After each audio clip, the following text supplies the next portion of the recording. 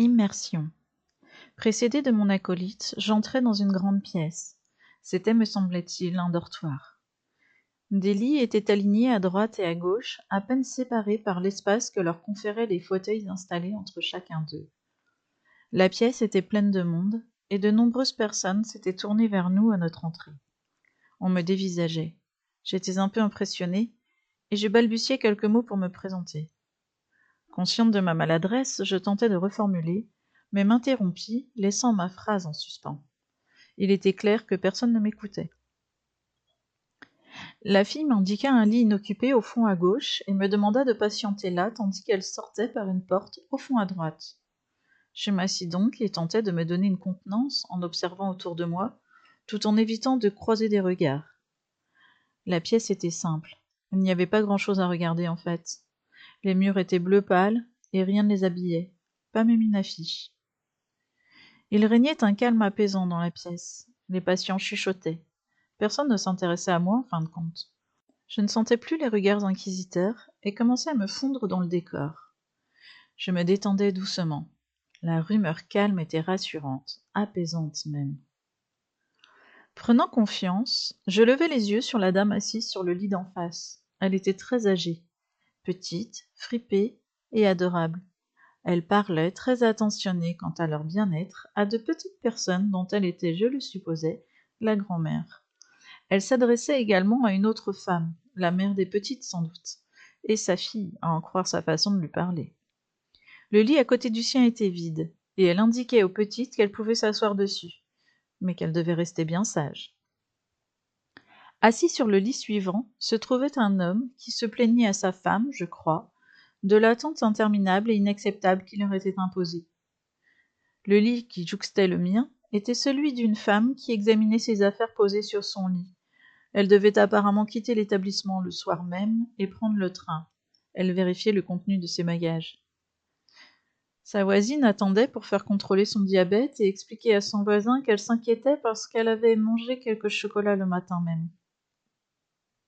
Il y avait encore 2 lits occupés de chaque côté. Je n'entendais pas toutes les conversations, mais j'avais l'impression qu'il y avait d'autres enfants dans la pièce, et même un bébé endormi.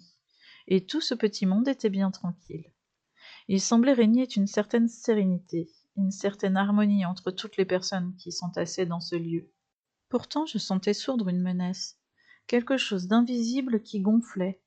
Peut-être était-ce dû à l'attente, le temps d'attente, ou le dépouillement du lieu, ou peut-être une combinaison des deux. C'était comme un poids qui m'oppressait et qui semblait déjà gagner bon nombre des patients. La fille tardait à revenir.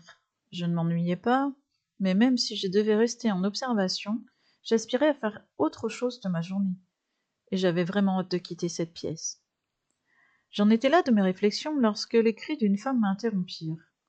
L'une de celles qui occupaient les lits de l'extrémité de la salle arrachait sa literie, comme l'aurait fait un personnage de dessin animé, en faisant voler chaque pan de tissu sous les yeux médisés des personnes qui l'entouraient. On aurait dit une petite fille dans le corps d'une vieille femme. Elle tentait clairement de divertir ses voisins. Elle se para de draps et se mit à pousser des cris d'animaux. Ma voisine d'en face indiqua à ses petites filles. « Ah, la voilà qui recommence !» d'un air faussement réprobateur. Je me levai, ne sachant que faire, et observai la scène, m'assurant que la femme ne tombe pas, les pieds pris dans son accoutrement. Elle avait apparemment achevé son répertoire d'animaux de la ferme. Elle commençait à imiter un éléphant. Tout le monde la regardait, un air amusé sur le visage. La femme était âgée et frêle. Elle m'avait semblé si fragile. D'où venait cette énergie? La scène avait quelque chose d'irréel. Comment cette petite chose rabougrie pouvait-elle se transformer si soudainement en gremlin, la créature folklorique farceuse et espiègle de la taille d'un lutin qui a la faculté de mettre à sac toute une ville en un temps record? Sa voisine, plus potelée et robuste, lui prêta soudain main forte. Elle saisit le matelas dénudé et le brandit, je ne sais comment devant elle, comme un bouclier, et se mit à courir avec en hurlant des cris de guerre. La scène était totalement absurde. Cette ambiance démente se répandait comme une traînée de poudre. Les visiteurs, épouses, filles, petites filles et le bébé avaient disparu. Tous les patients étaient momentanément dans la même dimension, même si chacun avait sa propre réalité. La liesse gagnait tout le monde. Certains se mirent à crier des mots d'encouragement, tandis que d'autres arrachaient leur propre literie. Tous ces gens qui semblaient si fragiles et éteints, asthéniques aussi, avaient tout à coup un regain d'énergie impressionnant. Alors que la poutre sillonnait la pièce à toute vitesse avec son matelas bouclier, d'autres se saisissaient du leur et engageaient une course-poursuite en vrombissant au volant de leur voiture de course. D'autres encore grimpèrent sur leur lit et leurs applaudissements se mêlèrent aux rires, aux cris d'encouragement, au bruit de moteurs des véhicules et même à d'autres cris sans queue ni tête.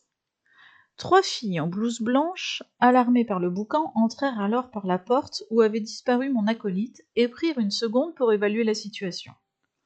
Je m'étais assuré que personne n'avait chuté, mais j'étais resté figé sur place, ne sachant comment réagir devant cette scène loufoque. Lorsque la dodue vit les blouses blanches, elle écarquilla les yeux et se précipita sur elles. Brandissant toujours son pare-buffle imaginaire, elle les renversa dans un bruit de dérapage. Hihihi. Les filles propulsées au sol, sur des tas de draps, éclatèrent de rire. Enfin libérée de l'étreinte de mon sentiment de responsabilité quant à ces personnes a priori vulnérables grâce à l'arrivée du personnel soignant, je me laissai enfin, moi aussi, aller à rire. La dodue aux yeux exorbités avait continué sa course et un carambolage avait eu lieu à l'autre bout de la pièce. Désinhibée, je riais maintenant sans retenue comme les autres. Et je n'en pouvais plus. Je me tenais les côtes, et mes muscles abdominaux me faisaient souffrir tant je les contractais. Les filles se relevèrent, riant toujours, et restèrent au bout de la pièce à veiller sur leurs patients, attendant que la situation se calme d'elle-même.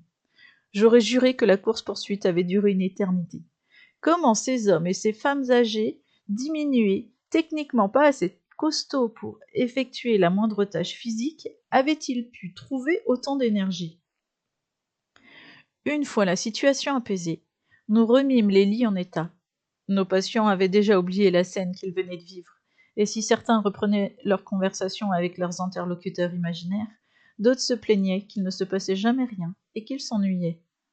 Cette journée de découverte dans la section gérontologie à l'hôpital psychiatrique resterait l'un des souvenirs les plus extraordinaires de ma vie.